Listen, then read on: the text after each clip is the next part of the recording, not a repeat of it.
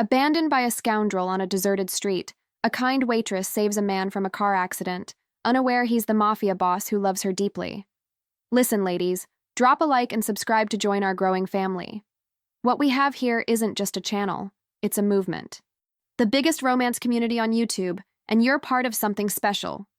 The rain hit the pavement like bullets, and Elena Rossi stood there like an idiot, watching Derek's taillights disappear into the Chicago night. Her mascara ran in black rivers down her cheeks, 24 years old and stupid enough to believe a man who said forever, while his wedding ring sat in his glove compartment. But that's not even the worst part of this story, sweetheart. Not by a long shot. She'd worked a double shift at Marco's diner, her feet screaming in those cheap shoes, her back aching from carrying trays for 8 hours straight. Derek had picked her up with that smile, the one that should have come with a warning label. "Baby, I need to show you something," he'd said. What he showed her was the door. Literally. Shoved her out of his car on Route 41, 5 miles from nowhere, because his wife called. His wife, the one he forgot to mention for 6 months. Charming guy. I'm sure you're thinking. And you'd be right. He was about as charming as a rattlesnake in a sleeping bag. Elena stood there, phone dead, because of course it was, rain soaking through her uniform, wondering how her life had become a country song. That's when she heard it. The screech of tires, the sickening crunch of metal meeting concrete, the terrible silence that followed. Now most people would have run the other way. Most people have self-preservation instincts. But Elena? She ran toward the sound, through the rain, down the embankment, toward the smoking wreck of a black Mercedes that had flipped 3 times before wrapping itself around an oak tree that had stood there since Lincoln was president. The driver hung upside down, blood running into his dark hair, his expensive suit torn. His eyes, gray as storm clouds, opened as she reached through the shattered window. "Get away," he whispered, and she could see why. Smoke was rising from the engine, gasoline smell thick enough to taste. "Not happening," Elena said, because apparently being abandoned in the rain brings out the stubborn in a girl. She yanked at the door. Locked. She grabbed a rock, a big one, and smashed the window. Glass cut her palms. She didn't care. She reached in, fumbled with the seatbelt, and pulled. The man was heavy, solid muscle under that tailored suit, but adrenaline is a hell of a drug. She got him out 10 seconds before the car exploded. 10 seconds. The heat wave threw them both forward, and they hit the muddy ground hard. Elena landed on top of him, her hands pressed against his chest, feeling his heart hammering under her fingers. He stared up at her, rain washing the blood from his face, and something passed between them. Something that would change everything. "You're insane," he said. "You're welcome," she shot back. In the distance, sirens wailed. Red and blue lights painted the darkness. Elena started to pull away, but his hand, strong despite the blood, despite the crash, caught her wrist. On his ring finger sat a heavy gold signet ring with a crest she didn't recognize. His grip was firm, possessive, like he'd found something he had no intention of losing. "Your name," he said. Not asked. Commanded. "Elena." Her voice shook. From cold, from shock, from the way he looked at her like she was the only real thing in a world of illusions. "Dominic," he replied. "Dominic Castellano." And there it was, the name that would haunt Chicago's underworld, the name that made grown men cross themselves. But Elena didn't know that yet. All she knew was that she'd saved a man's life on the worst night of her own. She had no idea she'd just saved the most dangerous man in the city. The man who would move heaven and hell to repay that debt. The man who'd already decided, in that moment, with her hands on his chest and fire in her eyes, that she belonged to him. Funny how life works, isn't it? One minute you're being dumped by a married scumbag, the next you're pulling a mafia boss from a burning car. Tuesday nights, regular stuff. 3 days later, Elena's life looked exactly the same. Same grease-stained uniform, same aching feet. Same Marco's diner with its cracked vinyl booths and coffee that could strip paint. She poured refills for truckers and smiled at families, and tried very hard not to think about gray eyes and gold rings and the way her name had sounded in that deep voice. Dominic. She'd Googled the name once, then slammed her laptop closed so fast she nearly broke it. Some things, honey, you're better off not knowing. But here's the thing about not knowing. It doesn't stop reality from finding you. The black SUV pulled up at exactly 2:47 p.m., right in the middle of the lunch rush. Elena noticed it because you notice things like that in her neighborhood. Vehicles that cost more than most people's houses tend to stand out between the rusted Hondas and beat-up trucks. 3 men got out, all wearing suits that probably cost more than her monthly rent. They walked into Marco's like they owned it. Maybe they did. In Chicago, you never really knew who owned what. The diner went quiet. Even the jukebox seemed to hold its breath. The man in front, tall, silver-haired with a scar running from his ear to his jaw, looked around with the kind of casual menace that comes from never having heard the word no. His eyes landed on Elena. You, Elena Rossi? Every instinct screamed at her to lie. To say no, wrong person, never heard of her. But Elena had never been good at lying. Her mother, God rest her soul, used to say it was both her greatest strength and her most dangerous weakness. Yeah, she said, straightening her spine. That's me. The man smiled. It wasn't a nice smile. Mr. Castellano would like a word. I'm working, Elena said, because apparently surviving one brush with death had made her brave. Or stupid. The line between the two is thinner than you'd think. It wasn't a request, sweetheart. The endearment sounded like a threat. Your boss has already been compensated for your time. Elena looked at Marco, who stood behind the counter with his hands raised like he was being robbed. His face had gone white. Go, he mouthed. Just go. So she went, because in Chicago, when men in expensive suits say jump, you don't ask how high. You just hope you land somewhere soft. The SUV's interior smelled like leather and money. They drove in silence through downtown, past the glittering towers, and into a neighborhood where the buildings got older and the people got scarcer. They pulled up to a restaurant, Lombardi's, the sign read, that looked closed. The kind of closed that was permanent. Inside, the lighting was dim. Red leather booths lined the walls. A long mahogany bar dominated one side, and sitting in the corner booth, looking like he owned the world, was Dominic Castellano. He'd cleaned up nice. The bruises from the crash had faded to yellow. His dark suit fit him like a second skin. And those gray eyes. They locked onto Elena the moment she walked in. Leave us, he said. The 3 men disappeared like smoke. Elena stood there, hands clasped in front of her grease-stained uniform, and tried not to show how fast her heart was racing. Look, if this is about the car, I don't have insurance that covers... Sit. Again, not a request. She sat, across from him, close enough to see the thin white scar on his temple from the crash. Close enough to smell his cologne. Something dark and expensive that probably cost more than her car. If she still had a car. Derek had that too. You saved my life, Dominic said. You're welcome? It came out as a question. Do you know who I am? I Googled you once, Elena admitted. Then I decided I didn't want to know. He laughed. Actually laughed. It transformed his face from dangerous to devastating. Smart girl. Then why am I here? Because I pay my debts. He slid an envelope across the table. That's $50,000, take it. Go wherever you want. Start over. Elena stared at the envelope like it might bite her. $50,000. She could leave Chicago, go to California, maybe New York, start the life she'd always dreamed about before her mother got sick, before the medical bills, before Derek and broken promises. Her hand reached out, stopped, pulled back. I can't take this. Dominic's eyes narrowed. Why not? Because I didn't save you for money. I saved you because it was the right thing to do. And there it was, the moment everything changed. Dominic Castellano stared at her like she'd spoken a foreign language. In his world, everyone wanted something. Everyone had a price.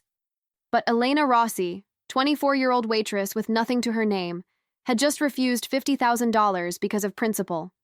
You're either the most honest woman I've ever met, he said slowly, or the stupidest. Both, probably, Elena said. The thing about refusing $50,000 from a mafia boss, it doesn't make you free. It makes you interesting. And interesting, honey, is far more dangerous than rich. Elena learned this the hard way when she showed up for her shift the next morning and found Dominic Castellano sitting in booth 7, reading the newspaper like he belonged there. At 6 a.m., in a greasy diner, wearing a suit that cost more than most people's cars. The man had about as much subtlety as a peacock at a pigeon convention. Coffee, he said when she approached, not looking up from his paper. Black. Elena poured. Her hands didn't shake. She'd give herself credit for that. But her pulse hammered in her throat. You know we deliver, right? I prefer the atmosphere. He looked around at the cracked linoleum and flickering fluorescent lights with an expression that suggested he'd seen prettier prison cells. Authentic. That's one word for it. Elena set down the coffee pot. Look, I appreciate the whole debt repayment thing, but I turned down your money. We're square. No, Dominic said, and his voice carried that edge again. The one that reminded her he was dangerous. That the newspaper he was reading probably contained stories about people who'd crossed him. Past tense. We're not. Then what do you want? He looked at her then. Really looked. Like he was seeing past the uniform and the exhaustion and the cheap shoes, all the way down to something she didn't even know she had. I want to know why. Why what? Why you ran toward a burning car instead of away. Why you turned down more money than you'll make in 2 years. Why you're working here when you're clearly smarter than everyone in this room combined. He paused, including me. Elena felt heat climb her cheeks. I needed the job. Mom was sick. Cancer. The bills. She stopped. Why was she telling him this? She died 2 years ago. I'm still paying off her treatment. Something shifted in Dominic's expression. Not quite sympathy. She doubted he did sympathy, but understanding. How much? Excuse me? How much do you owe? $37,462. She'd memorized it. The number haunted her dreams. But I'm not taking your money. Stubborn, Dominic observed. Principled, Elena corrected. In my experience, they're the same thing. He stood, dropping cash on the table, way too much for a cup of coffee. I'll be back tomorrow. Why? Because I've spent 30 years surrounded by people who want something from me. Money, power, protection. You're the first person who wants nothing. That makes you either incredibly rare or incredibly stupid. I haven't decided which yet. He left. Elena stood there holding the coffee pot, aware that every eye in the diner was on her. Marco materialized at her elbow. Elena, that man, I know. Do you? Do you really? Marco's voice dropped. That's Dominic Castellano. He runs the South Side. Gambling. Protection. Everything the cops can't prove, but everyone knows. My cousin Frankie? He borrowed money from the wrong people. Couldn't pay. Castellano's men broke both his legs. Elena's stomach dropped. He seems charming. Marco grabbed her arm. That's how they get you. My advice? Quit. Leave Chicago. Tonight. But Elena didn't quit. Couldn't afford to. And the next morning, Dominic was back. Same booth, same newspaper, same black coffee. This became their routine. 6 a.m. every morning for a week. He'd read. She'd pour coffee and refills. They'd talk. About everything and nothing. Her dreams of art school before her mom got sick. His complicated relationship with a family business he'd inherited at 26 when his father died. About Chicago and its endless gray skies. He never mentioned the money again. Never asked for anything. Just showed up. Like clockwork. And slowly, so slowly she almost didn't notice. The fear started to fade, replaced by something more dangerous. Curiosity, interest, the horrible, terrible awareness that when he smiled at one of her jokes, her whole day got brighter. On day 8, things changed. Elena arrived for her shift to find booth 7 occupied, but not by Dominic, by Derek, her ex, the one who dumped her in the rain. He looked exactly the same. Weak chin, too much cologne, wedding ring probably still in that glove compartment. Elena, baby, we need to talk. We really don't. She turned away. His hand caught her wrist, hard enough to hurt. I made a mistake. I want you back. Let go. Come on, don't be like that. I know you've been seeing some guy. That rich asshole in the suit. What's he got that I don't? A spine, Elena said. Now The door chimed. Dominic walked in, and the temperature in the room dropped 15 degrees. His eyes went from Elena to Derek's hand on her wrist, and something terrifying crossed his face. He crossed the diner in 3 strides. You have 2 seconds to remove your hand, Dominic said quietly, or I remove it for you. Derek's face went white. Who the hell are you? I'm the rich asshole in the suit. Dominic smiled. It was the smile of a predator. 1 second. Derek dropped Elena's wrist like it burned. This is none of your business. Wrong. She's my business now.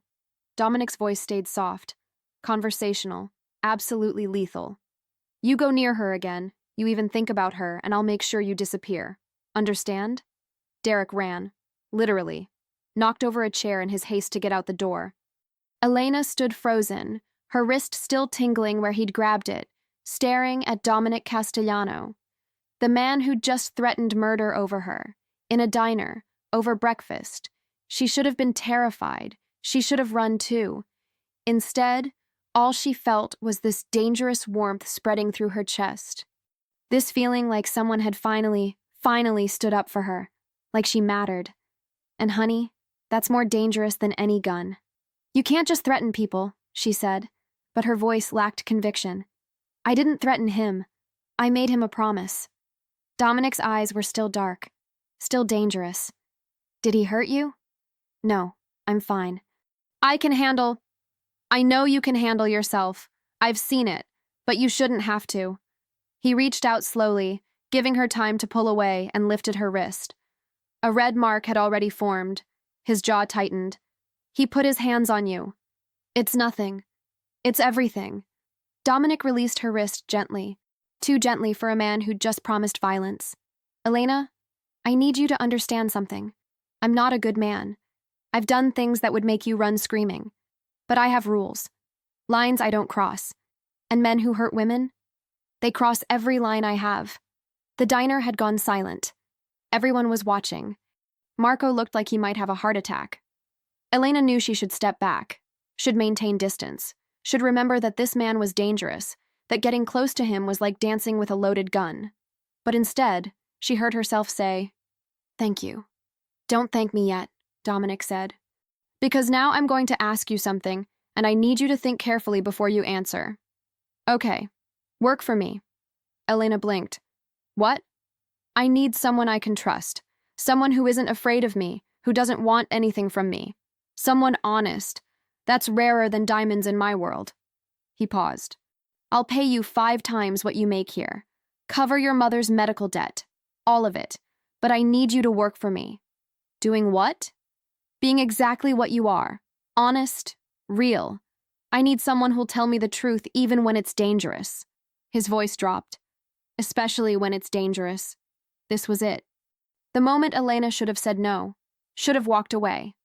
But $37,000 of debt had been crushing her for 2 years, and something about the way he looked at her, like she was valuable, like she mattered, made her want to be brave, or stupid. Same thing, really.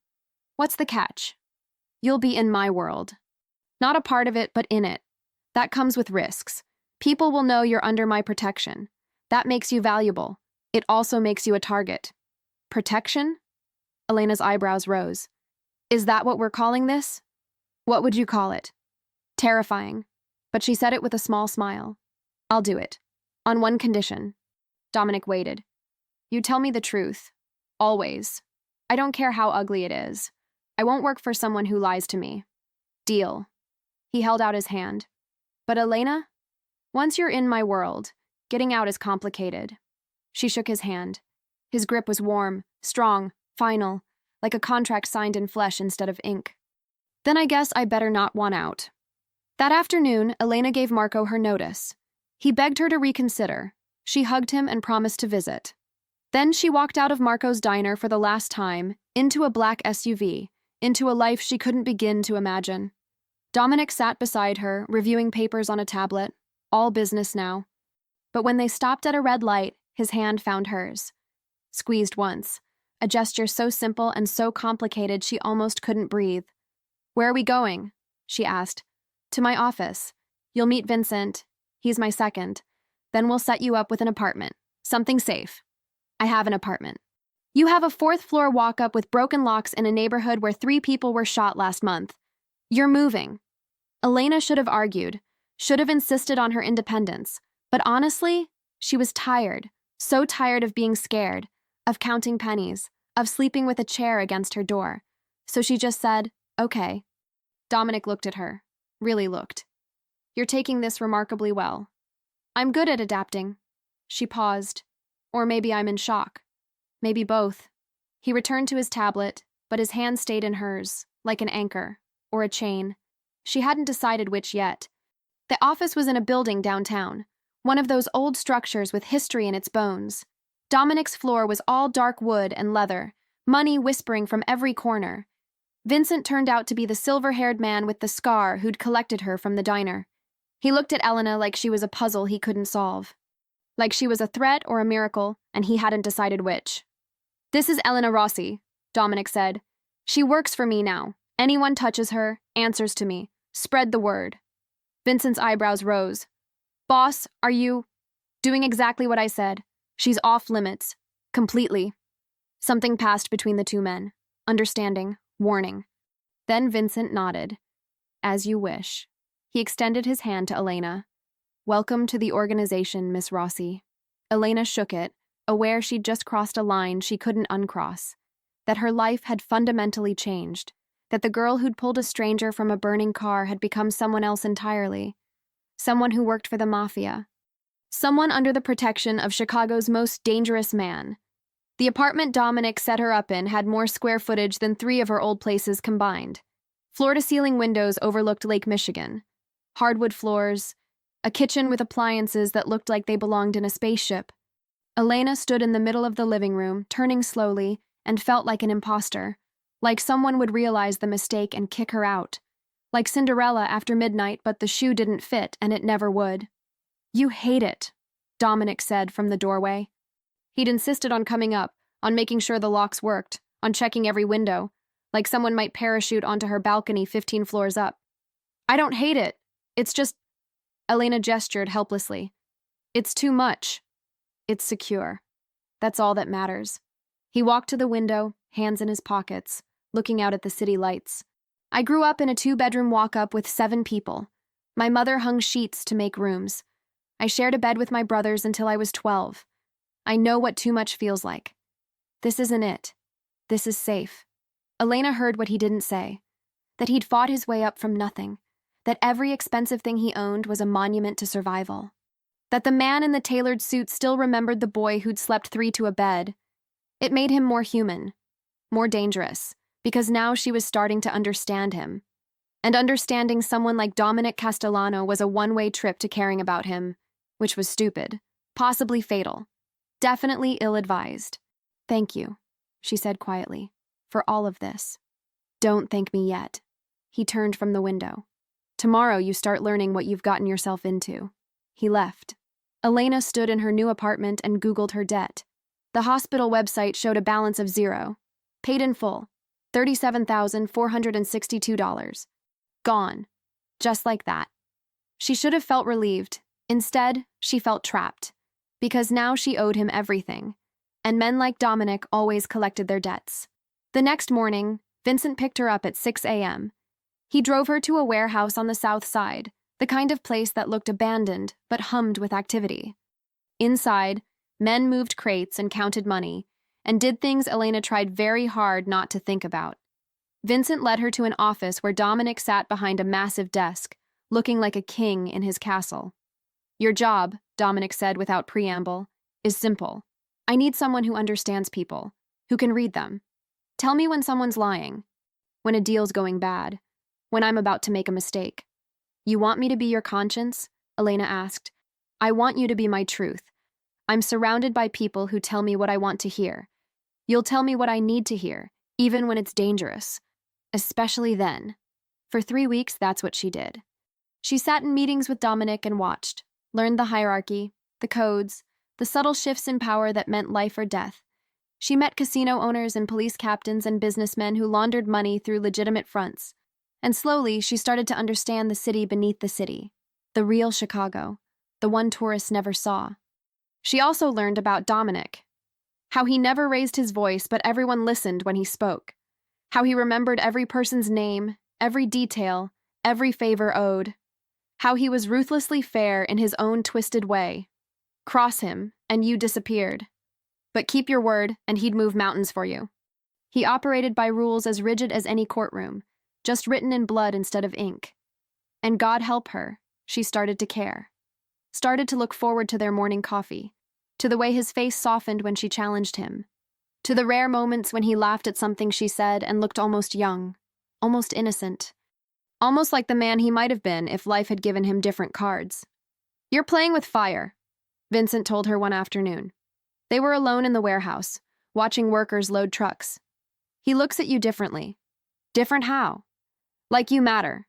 And in our world, that makes you a liability, a target.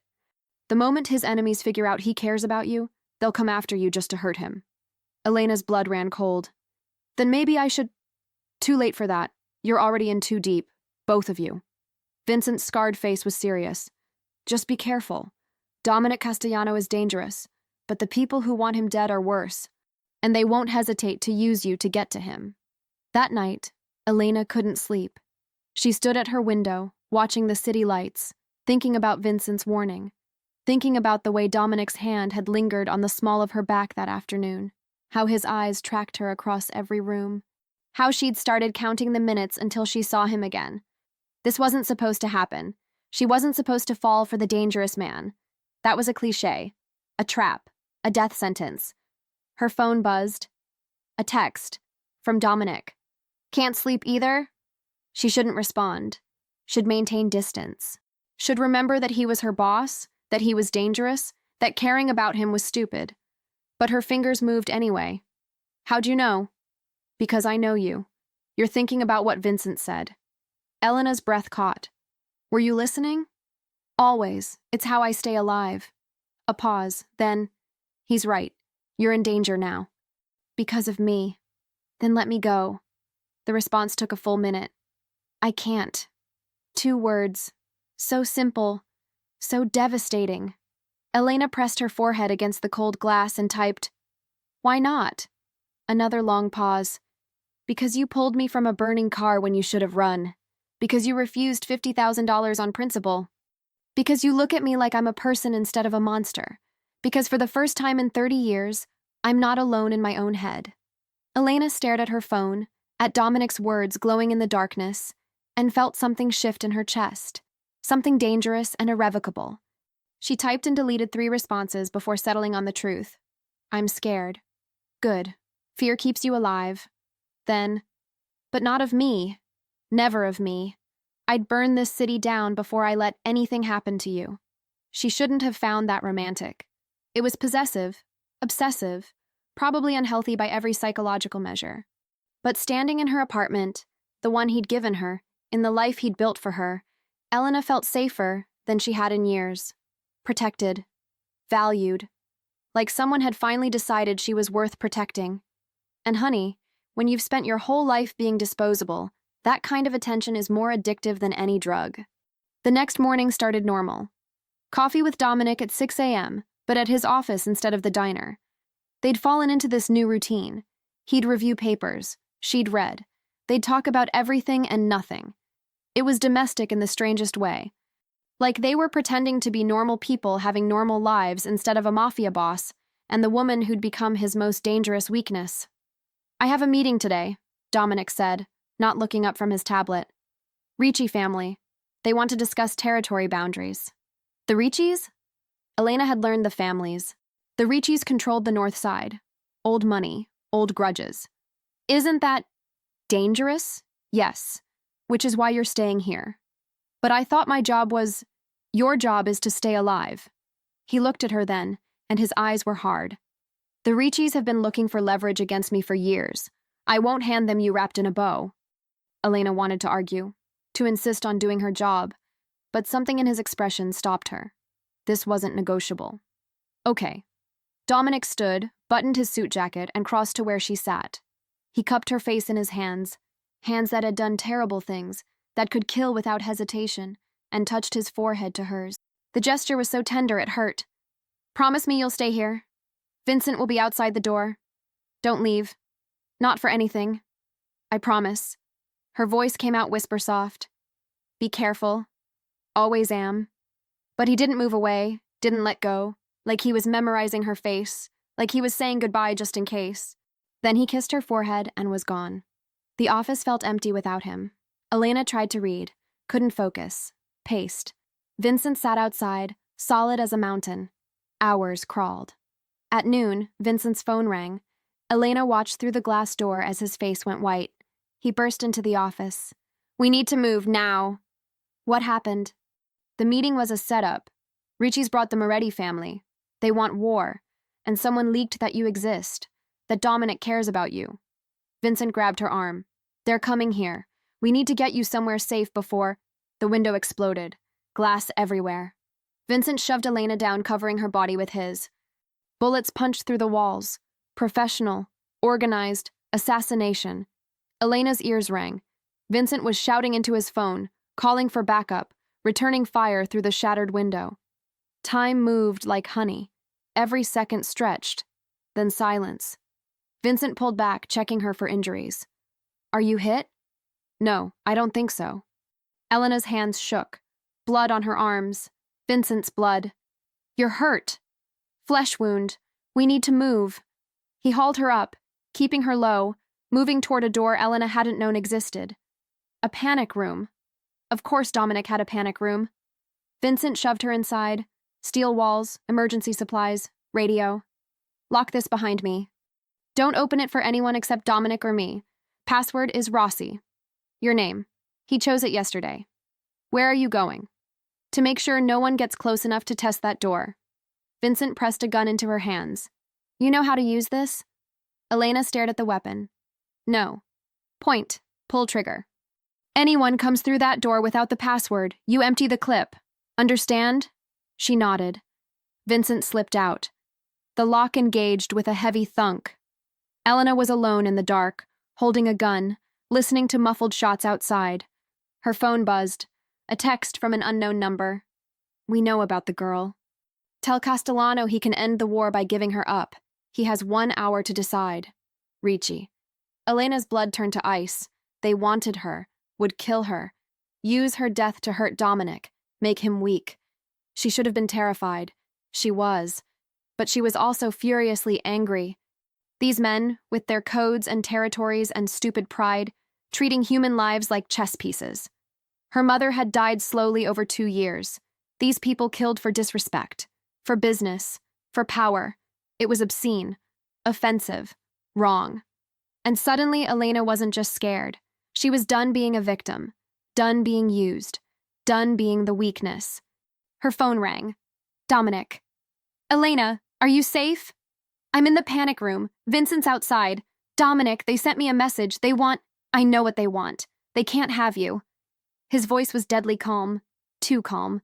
"Listen carefully. I'm coming for you. Maybe 30 minutes out. Vincent will hold until then. But if something happens, if they get past him, there's an exit in the floor. Follow the tunnel. It comes out 3 blocks away. Run. Don't look back. Don't wait for me. Dominic, promise me. I promise." Tears burned her eyes. "But you promise me something too. Don't trade yourself for me. Don't make some heroic sacrifice. I didn't pull you from that burning car so you could die for me." Silence. Then, "Elena, you're the first good thing that's happened to me in 30 years. I'm not losing you. Not to them, not to anyone. So you hold on, stay hidden, stay alive, and I swear on everything I have, I'm coming for you." So, my dear listener, Elena's trapped. Dominic's racing against time. The Ricci and Moretti families want blood. And somewhere in this chess game of violence and power, a 24-year-old former waitress has become the most valuable piece on the board. Did I mention Tuesday nights in Chicago are never boring?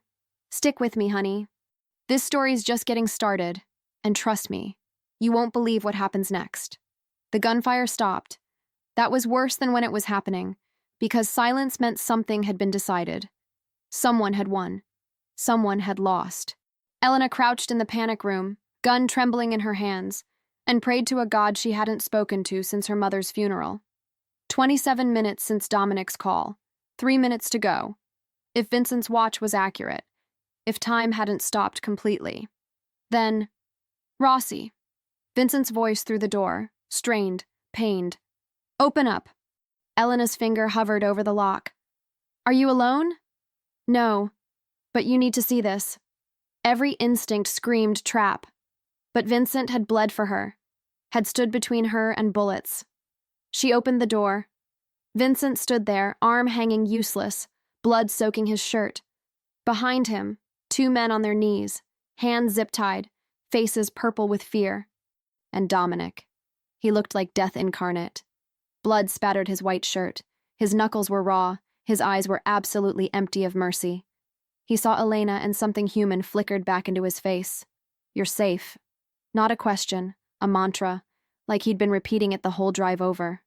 He crossed to her in 3 strides and pulled her against his chest. His heart hammered under her ear. His hands shook as they ran over her hair, her back, checking for injuries. You're safe. I'm okay.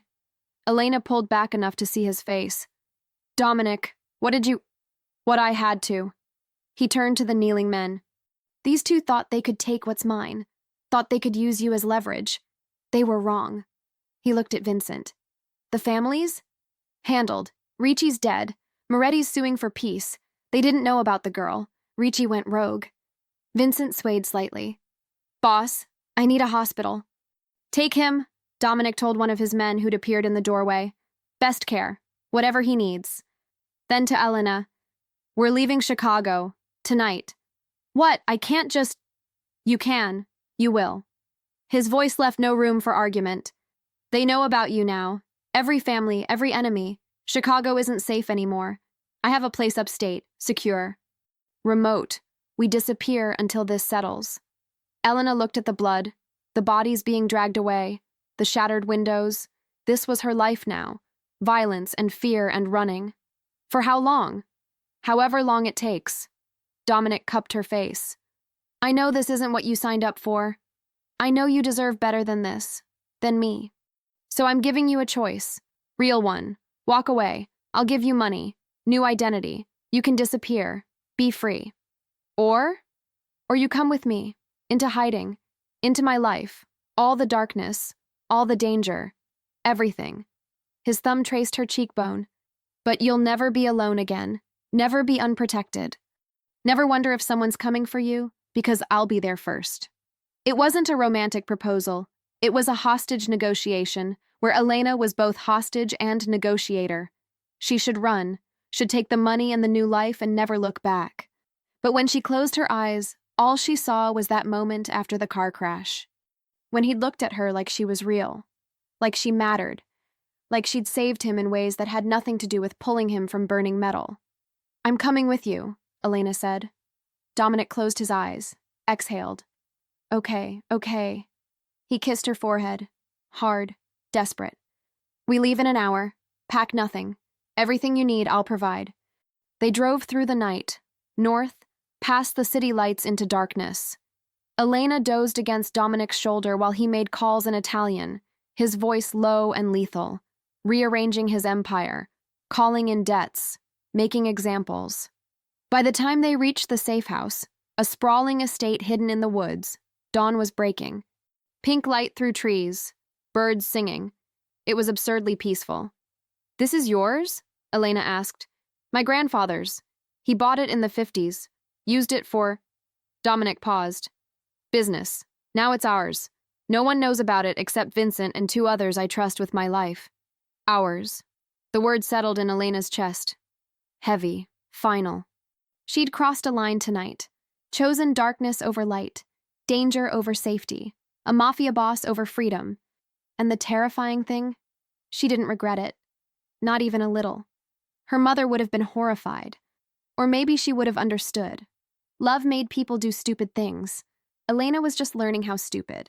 The estate was beautiful in a haunted kind of way. All dark wood and stone fireplaces, and rooms that echoed. Elena explored while Dominic made calls, securing his empire from a distance. She found a library with books in Italian and English. A kitchen that looked like it hadn't been used in decades. Bedrooms with dust covers. And at the end of the hall, a master suite with windows overlooking the forest. Dominic's room, obviously. King bed, dark furniture, Spartan and controlled like the man himself. You can take any room you want, Dominic said from the doorway. He'd changed into jeans and a black t-shirt. Without the suit, he looked younger, more approachable. Still dangerous, but in a different way. Except this one. This is mine. Possessive much? Elena teased, but her heart wasn't in it. She was exhausted. Wired. coming down from adrenaline and terror and life-changing decisions made in blood-spattered offices. About you? Absolutely. No shame, no apology, just fact. Elena, I need you to understand something. When I said you're mine, I meant it. Not as property, but as, he struggled for words, as the most important thing in my world. That makes you a target, forever. Even if we end this, even if you leave, they'll always see you as leverage against me. So I'm trapped. You're protected. There's a difference. He moved closer. I know this isn't fair, isn't what you wanted. You saved my life and I've dragged you into hell, but I'm selfish enough to be grateful. Because for the first time in 30 years, I have something worth protecting besides power. Elena sat on his bed, too tired to stand. Tell me something true. Something real. Not the Mafia Boss, just Dominic. He was quiet so long she thought he wouldn't answer. Then, I was 12 when I first killed someone. He was trying to rape my sister. I hit him with a pipe until he stopped moving. My father said I did good, celebrated. I threw up for hours after. He sat beside her, not touching. I've done terrible things, Elena. Things that would make you leave if you knew. But that first one, I'd do it again. Every time. You protected your family. I protected what was mine. That's all I know how to do. Protect, control, destroy threats before they destroy me. He looked at her. You make me want to be different. Better. But I don't know if I can be. This is who I am. Violence and darkness wrapped in expensive suits. Elena took his hand. His knuckles were still raw from hitting people tonight, probably killing them. She should be disgusted, terrified. Instead, she just felt sad. You know what I think? I think you've been telling yourself you're a monster for so long. You forgot how to be anything else. But monsters don't pay off strangers' medical debt. Don't protect people who can't protect themselves. Don't give people choices even when it costs them. Maybe I'm just a monster with good publicity. Or maybe you're just a man who's done bad things to survive in a bad world. That doesn't make you irredeemable. She squeezed his hand. My mom used to say everyone's got light and darkness in them. It's which one you feed that matters. You've been feeding darkness your whole life because you had to. But maybe now you don't. Maybe now you can choose. Dominic pulled her close. She went willingly, tucking her head under his chin. They sat like that while dawn turned to morning. Two people who'd found each other in fire and blood and impossible circumstances. It wasn't healthy. Probably wasn't love. Too soon for that. But it was real. And in a world of lies and violence, real was worth holding on to. Stay with me, he whispered. Not in the house. In my room. In my bed. I need to know you're safe. That you're here. Okay. Elena pulled back to look at him. But Dominic? I'm staying because I want to. Not because I'm scared. Not because I owe you. Because I choose this. Choose you. However messed up that is. They settled into a strange domesticity. Dominic worked from the estate, managing his empire through encrypted calls and secure video conferences. Elena read, cooked, teaching herself from YouTube videos because her mother had never taught her and the diner had done all the prep work. They ate dinner together every night at the long dining table, talking about everything except what they were. A mafia boss and the woman he'd claimed, hiding from people who wanted them dead. It was almost normal, almost peaceful, almost like playing house if the house was a fortress and the game had life or death stakes. 3 weeks in, Elena woke to find Dominic's side of the bed empty. She'd been sleeping there since the second night, when she'd had nightmares about the shooting, and he'd held her until dawn.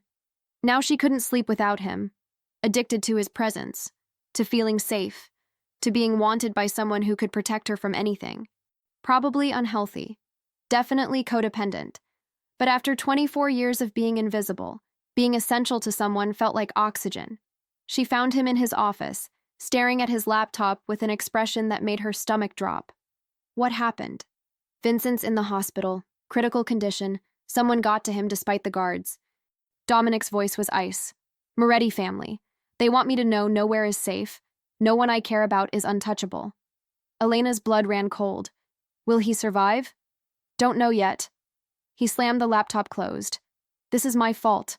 I brought you into this. Made you visible. Vincent got hurt protecting you. How many more people will suffer because I decided to keep you? That's not fair. Vincent chose to protect me. You didn't force him. Didn't I? I'm his boss. His loyalty isn't a choice, it's survival. Dominic stood, pacing like a caged animal. Maybe you should take that offer. New identity. Disappear. Be free of this. No. Elena. No. She moved in front of him, forcing him to stop, to look at her. You don't get to make that choice for me. I'm not leaving because things got hard. I'm not running because people got hurt. That's what Derek did. Ran when things weren't easy anymore. I'm not him, and you're not allowed to push me away to protect me. I'm staying. End of discussion. Dominic stared at her. Then he kissed her. Hard. Desperate. Like she was air and he was drowning.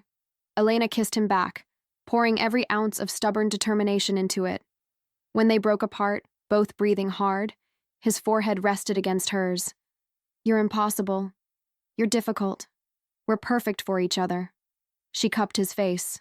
Dominic, Vincent knew the risks, so do I, and I'm choosing to stay anyway. You don't get to take that choice from me. You could die. Everyone dies. At least this way I'm living first. She pulled back. Now, what's the plan? We can't hide forever. No, we can't. Something shifted in his expression. Calculation. Strategy. The Mafia boss returning. We need to end this, permanently. Moretti thinks he can win a war of attrition, make me weak by hurting people I care about. He's wrong. What are you going to do? What I should have done when this started. Consolidate power, call in every favor, unite the families under one rule. He looked at her. Mine. I'm going to become what my grandfather was, what my father never had the strength to be, undisputed boss of Chicago, and they're going to accept it, or they're going to die. Elena should have been horrified, should have recognized this as exactly the kind of escalation that destroyed lives, but all she felt was grim satisfaction. These men had come after her, had hurt Vincent, had threatened everything she cared about. If Dominic wanted to burn them down, she'd hand him the matches. Maybe that made her as bad as him. Maybe she'd fed her own darkness too long hiding in this house. Or maybe she was just done being a victim. How long will it take? A month. Maybe less if the other families are smart. He pulled her close. But I'm not leaving you here alone. You're coming back to Chicago with me, staying at my side. If they want to come after you, they'll have to go through me first. Isn't that dangerous? Extremely. But hiding you didn't work. They found out. They always find out. So we try something new. We make you visible, untouchable. Mine in a way no one can question. His eyes were serious, intense. Elena, I'm asking you to be my wife. Elena's brain short-circuited. What? Not a real marriage, not at first, a strategic one. In my world, wives are sacred, off-limits, protected by every family code and tradition. You marry me, you become untouchable. They can't come after you without declaring war on every family in Chicago. Dominic held both her hands. I know it's insane. I know it's fast. I know I'm asking you to chain yourself to a monster, but it's the only way I can keep you safe. You're serious? Completely. We do it the traditional way. Big wedding. All the families invited. Make it impossible to ignore or dismiss. You become Mrs. Castellano, and suddenly you're not leverage anymore. You're royalty. Sacred. Protected by laws older than this country. Elena pulled her hands free, pacing. Marriage. To a mafia boss. She was 24. She'd been in his life for 2 months. 2 months ago, she'd been pouring coffee and dodging her ex-boyfriend. Now she was discussing strategic marriages to criminal royalty. This was insane, impossible, absolutely ridiculous. And after, when the danger passes, do we just stay married forever? That's up to you. The paperwork will be real. But if you want out after, I'll give you a divorce. Your freedom. Whatever you want. His voice dropped. But I'm hoping you'll stay. Not because you have to, but because you want to. Because maybe this thing between us could be real. Could be something worth keeping. You're asking me to marry you to keep me safe. That's not romance, Dominic. That's a business transaction. You're right, it's terrible, unromantic, completely tactical. He moved closer. But Elena, I've never wanted anything the way I want you, to keep you, protect you, wake up with you every morning. I'm not good with words, not good at feelings. But I know that when I thought you might die in that office, something in me broke, and I don't think it's ever going to be whole again without you. Damn him. Damn him for being honest when it would have been easier if he lied. Elena pressed her hands to her face, thinking. This was crazy. Her mother would roll in her grave. But her mother had also married her father after knowing him 3 weeks, and they'd been happy until cancer took her. Maybe Elena came from a long line of women who made impulsive decisions about complicated men. Okay. I'll marry you. For safety. For strategy. For whatever insane reason makes sense in your world. She dropped her hands. But Dominic, if we do this, you don't get to push me away when things get hard. You don't get to make decisions for me. We're partners. Equals. Or this doesn't work. Partners. He tested the word. I've never had a partner before. Then it's time you learned. Elena held out her hand. Deal? He shook it. Then pulled her in and kissed her properly. Like a promise. Like a threat. Like a man who'd found something worth fighting for and had no intention of letting go. When they finally broke apart, Elena was dizzy. So, when's the wedding? 2 weeks. Gives me time to arrange everything. Call the families. Make sure everyone understands what you are to me. His thumb traced her jaw. Are you scared? Terrified. But I've been scared since the night I pulled you from that car. Hasn't stopped me yet. She smiled. Besides, I've faced down mobsters, survived a shootout, and agreed to marry Chicago's most dangerous man. At this point, what's a wedding? Famous last words, Dominic said. But he was smiling. Actually smiling. Like maybe, just maybe, they could pull this off. Like maybe love and violence could coexist. Like maybe a waitress and a monster could find something real in the darkness. Elena hoped he was right, because she'd just bet her life on it. The wedding preparations were chaos. Dominic's people descended on the estate like a hurricane in designer suits. Caterers, florists, dressmakers. They treated Elena like precious cargo, measuring and adjusting and discussing her like she wasn't there. She endured it because Dominic asked. Because this wasn't about her. It was about sending a message. The dress alone cost more than she'd made in 2 years at the diner. White silk, modest but elegant. Traditional, because traditions mattered in this world. Every detail calculated. Every choice strategic. Vincent came to the final fitting, arm still in a sling but alive. He looked at Elena in her wedding dress and shook his head. Never thought I'd see the day. Boss getting married, and to someone who actually makes him human. How are you feeling? Elena asked. Like I got shot protecting my future boss's wife. Could be worse. He studied her. You know what you're getting into? Really know? I'm learning. Elena turned, examining herself in the mirror. She looked like a stranger, like someone playing dress-up. Vincent, can I ask you something? About Dominic? His family? How did he end up running the organization at 26? Vincent's expression darkened. His father was weak, made bad deals, got the family into debt with people you don't borrow from. When he died, and I'm not saying it wasn't natural, but I'm not saying it was either, Dominic inherited a mess. He cleaned it up the only way he knew how. Ruthlessly.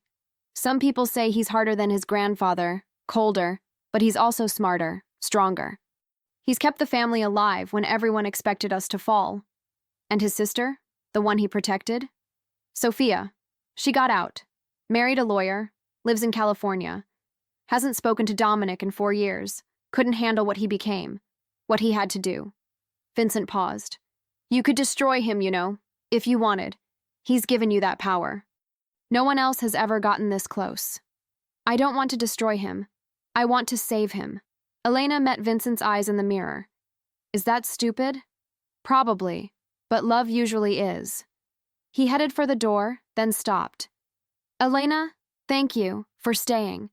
He's been alone his whole life, even when surrounded by people. You make him less alone. That's worth protecting. The wedding day arrived cold and clear. November in Chicago. The ceremony was held at an old cathedral downtown, Gothic and imposing. Every major family in the city attended. Elena recognized faces from Dominic's meetings, men who ran casinos and unions and half the city council. Their wives wore furs and diamonds and looked at Elena with calculation, measuring, judging, wondering how long she'd last, if she was strong enough, if Dominic had made a mistake choosing someone outside their world. Elena walked down that aisle alone. No father to give her away, no family left, and met Dominic's eyes. He stood at the altar in a black tuxedo, looking like sin and salvation mixed together. When she reached him, he took her hand. Squeezed once. A silent promise.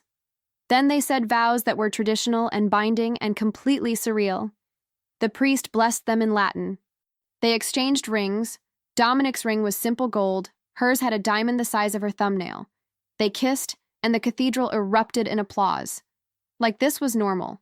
Like she hadn't just married into organized crime. Like this was a fairy tale instead of a strategic alliance wrapped in white silk. The reception was held at Dominic's downtown building. The entire top floor transformed into a ballroom. Crystal chandeliers, champagne flowing, a string quartet playing Vivaldi. Elena danced with Dominic while everyone watched. His hand was warm on her waist. Steady. You okay? He murmured. I just married you in front of Chicago's entire criminal underground. I'm fantastic. But she was smiling, because despite everything, the danger, the insanity, the complete improbability, she felt oddly happy. So, Mrs. Castellano, has a ring to it. It does. He pulled her closer. Thank you, for this, for staying, for being crazy enough to marry me. Thank you for being worth marrying.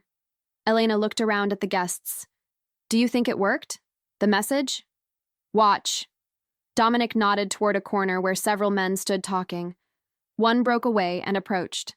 Antonio Moretti, the man whose family had come after Elena. He bowed slightly. Mr. Castellano, Mrs. Castellano, congratulations on your union. Please accept my family's apology for recent misunderstandings. We hope to move forward in peace. Peace is good, Dominic said, voice pleasant, but his eyes were steel. As long as everyone remembers the rules, my wife is off limits, now and always. Spread the word. Of course. Moretti retreated. Dominic watched him go, then leaned down to whisper in Elena's ear. It worked. You're untouchable now. Safe. 6 months later, Elena stood in front of the bathroom mirror at dawn, staring at the pregnancy test in her shaking hands. 2 pink lines. Positive. Pregnant. She was pregnant with Dominic Castellano's baby, and they'd only been married 6 months, and this wasn't supposed to happen this fast. They'd talked about kids, maybe someday if things calmed down, but someday wasn't supposed to be now. Now she was 25, he was 31. They'd survived a war and a strategic wedding and countless threats. They'd fallen in love somewhere between the violence and the vows. Their marriage had become real, but a baby? That was permanent in a way even marriage wasn't. Elena, Dominic's voice from the bedroom. You okay? She opened the door, held up the test. His eyes went from her face to the test and back. You're pregnant. Apparently. She waited for his reaction.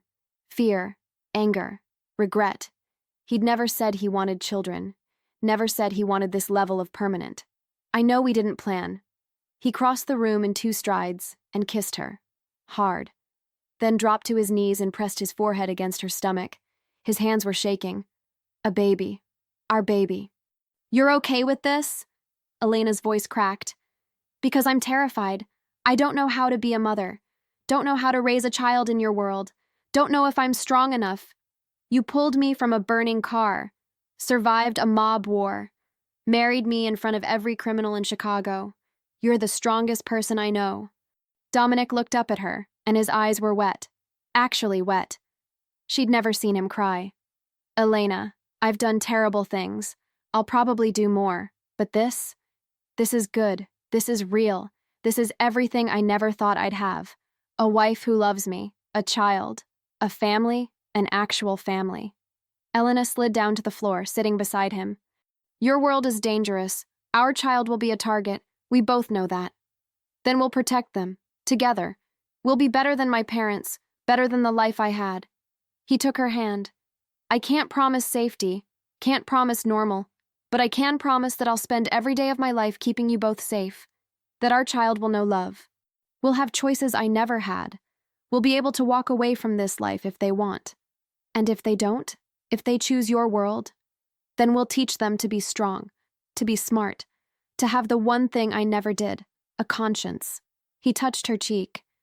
You gave me that, you know. Made me want to be better. Our child deserves parents who try, who care, who love each other. That's more than most kids in my world get. They sat there on the bathroom floor as dawn broke, planning a future that was complicated and dangerous and absolutely real. Elena thought about the girl who'd worked at Marco's diner 8 months ago, who'd been dumped in the rain by a married man, who'd run toward a burning car instead of away. That girl had saved a stranger and found a life she never imagined, had found love in the darkest places, had become someone worth protecting, worth loving, worth building a family with. "We're going to be okay," Elena said. Not a question, a declaration. All three of us. Yeah. Dominic pulled her close. "We are, because I've spent 31 years surviving. Now I'm going to spend the rest of my life living. With you. With our child. With the family you gave me when you decided I was worth saving." He kissed her forehead. "Thank you. For everything. For staying. For loving me. For this." Elena thought about her mother, about the medical bills Dominic had paid, about the chain of events that had led from desperation to salvation, about how sometimes the worst nights led to the best mornings, about how love found you in unexpected places, in burning cars and greasy diners and strategic marriages that became real. Thank you for being worth it.